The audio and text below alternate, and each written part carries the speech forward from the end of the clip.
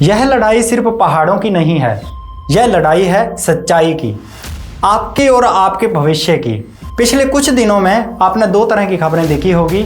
एक तरफ लाखों लोग #सेव अरावली के नारे लगा रहे हैं, दूसरी तरफ अचानक से दर्जनों क्रिएटर और एनालिस्ट्स आपको समझा रहे हैं कि सब ठीक है, सरकार अरावली बचा रही है।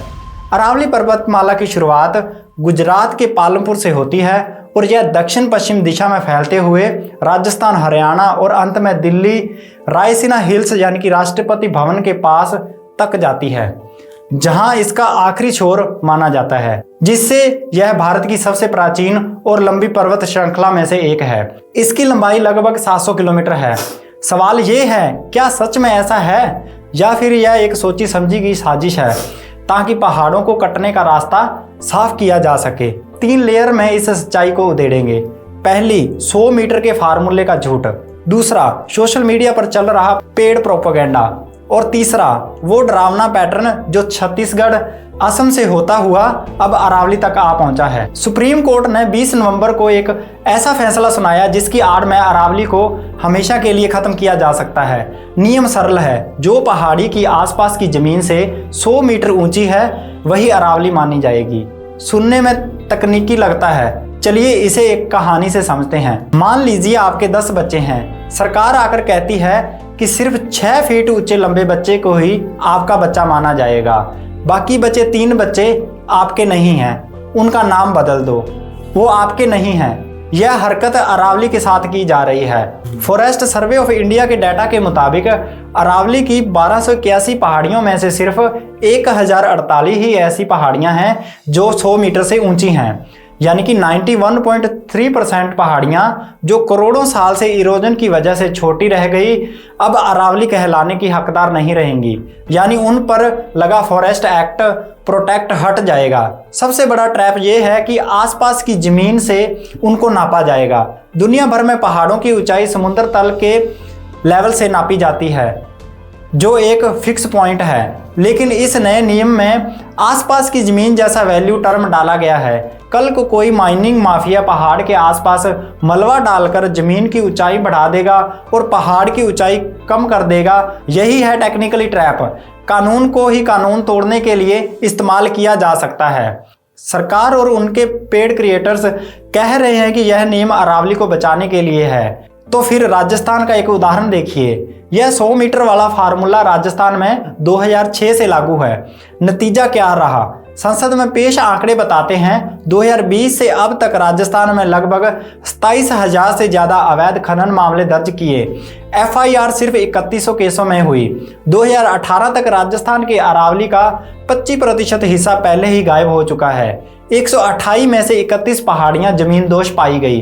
भीलवाड़ा का drone survey, official record 62 lakh ton mining का था। ड्रोन ने दिखाया असली माइनिंग 1.2 करोड़ टन की हुई, यानी 57 लाख टन का अवैध खनन सिस्टम की आंखों के सामने हुआ। सवाल सीधा है, अगर यह बचाव का फार्मूला राजस्थान में 18 सालों से फेल रहा है तो इसे पूरे उत्तर भारत पर क्यों थोपा जा रहा है? क्या इसीलिए ताकि जो अवैध खनन पहले से चल रहा है उसे लीगल और टैग देकर खुल्लम खुल्ला किया जा सके? यहाँ से शुरू होता है सबसे डरावना हिस्सा। जैसे ही #सेव अरावली ट्रेंड हुआ, अचानक 24 से 48 घंटों के अंदर दर्जनों क्रिएटर्स वीडियो लेकर आए। सबका एक ही रंग, सबका एक ही राग। आप गलत फैमिली में हैं, सरकार सही है, 100 मीटर का नियम अरावली को बचाएगा। क्या यह कोइंसिडेंस है? बिल्कुल नहीं, यह एक पेड प्रोपेगेंडा कैंपेन है। जब बड़े पैमाने पर जनता का गुस्सा सड़कों पर उतरा तो सत्ता का पहला हथियार होता है नैरेटिव को कंट्रोल करो। इन क्रिएटर को PR एजेंसीज के जरिए ब्रीफ किया जाता है, टॉकिंग पॉइंट दिए जाते हैं और पैसा दिया जाता है ताकि सच्चाई पर एक धुंध की चादर डाली जा सके।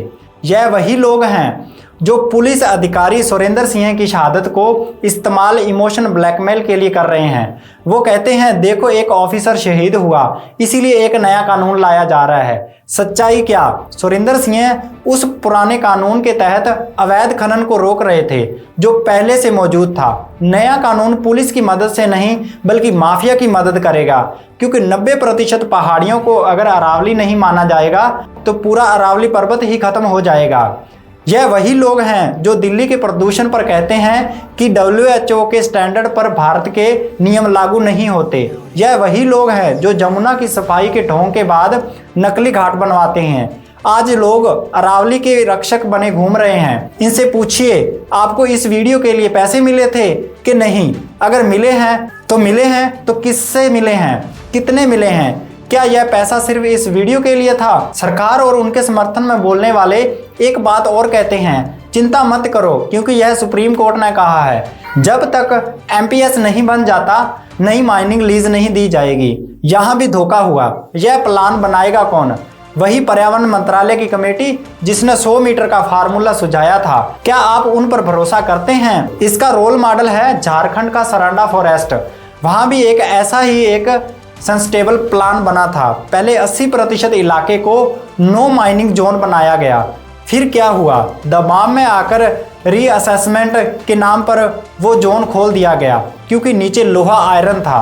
अरावली में भी यही होगा। पहले एक सख्त प्लान बनेगा, फिर धीरे धीरे राज्य के विकास पर, रोजगार और देश हित के नाम पर उसे कमजोर या डाइल्यूट किया जाएगा और फिर माइनिंग को हरी झंडी दे दी जाएगी। यह कोई अकेली घटना नहीं है, यह एक सिस्टमैटिकली पैटर्न है जो पूरे देश में चल रहा है। नंबर 1, असम। दाहिंग पटकाई कोल इंडिया की सहायक कंपनी ने 16 साल तक बिना लाइसेंस के ओपन कास्ट माइनिंग की। बाद में NBWL ने बैठक के बिना चर्चा के मंजूरी भी दे दी। दूसरे नंबर पर छत्तीसगढ़ का हसदेव अरण्य, नकली जनजातीय सहमति के आधार पर कोयला खनन की मंजूरी दी गई। जुलाई 2024 में 10,700 हेक्टेयर जंगल डाइवर्ट करने की सिफारिश की गई। Number 3, Odisha Sijimali bauxite. Vedanta group के प्रोजेक्ट के लिए नकली ग्राम सभा बनाई गई। जिन गांवों ने सितंबर 2024 में प्रोजेक्ट खारिज कर दिया था उन पर गिरफ्तारी और धमकी का दौर शुरू किया गया। यह सब क्यों हो रहा है? जवाब चुनावी बॉन्ड्स के डेटा में छुपा है। वेदांता ग्रुप ने अकेले भाजपा को 230 करोड़ दान दिए। दर्जनों माइनिंग कंपनियों ने करोड़ों रुपए दान दिए। यह पैसा दान नहीं है, निवेश है। बदले में पॉलिसी बदलवाने की, परिभाषा बदलवाने की और प्रोटेक्ट जोन खुलवाने का। अरावली इसी पैटर्न की अगली कड़ी है। पहले परिभाषा बदलो, फिर सुरक्षा हटाओ, फिर विकास के नाम पर खनन शुरू कर दो और अगर कोई आवाज उठाए तो उसे शहरी नक्सली, सोरेस फंडेड और टुकड़े टुकड़े गैंग का हिस्सा देके तमगा दे दो। हर बार यही फार्मूला अपनाया जाता है। इस लड़ाई में सबसे बड़ा हथियार है जागरूकता और एकजुटता। अरावली सिर्फ एक राज्य की नहीं है, हर उस भारतीय की है जिसे साफ हवा चाहिए, पीने को पानी चाहिए, हरा भरा भविष्य चाहिए। आखिर आप क्या कर सकते हैं? सच्चाई को फैलाएं, इस वीडियो को शेयर करें, 100 मीटर के फॉर्मूले के पीछे का ट्रैप को समझाएं, पेड प्रोपेगेंडा के वो एक्सपोज करें। उन क्रिएटर के कमेंट सेक्शन में पूछें आपको इस वीडियो के लिए कितने पैसे मिले, उन्हें जवाबदेही ठहराएं। अपने प्रतिनिधि से सवाल पूछें, अपने सांसद विधायक से सवाल पूछें, वे अरावली को क्यों बचा नहीं रहे। लंबी लड़ाई के लिए तैयार रहें। यह लड़ाई केवल अरावली की नहीं है, यह लड़ाई है छत्तीसगढ़ आदिवासियों की, असम के जंगल की, ओडिशा के गांव वासियों की और निकोबार की शोम्पेन जनजाति की। अगर हम आज अरावली के लिए नहीं लड़ेंगे तो कल कोई हमारे लिए नहीं लड़ेगा। हजारों साल पुराने इन पहाड़ों ने सिंधु सभ्यता को देखा, मौर्य साम्राज्य को देखा और अब हमारी लालच भरी नजरों को देख रहे हैं। क्या हम इतिहास में वो पीढ़ी बनना चाहते हैं जिसने अपनी विरासत को पैसे के लिए बेच दिया? याद रखिए, संविधान की शक्ति का स्रोत है हम भारत के लोग। हमने सरकार को सेवा के लिए चुना है, शासन करने के लिए नहीं। यह जनता की अदालत खुली है और फैसला हमारे हाथ में है। अरावली बचेगी तो हम बचेंगे। अरावली बचानी है, ऐसा हैशटैग आप ज़्यादा से ज़्यादा वायरल कीजिए।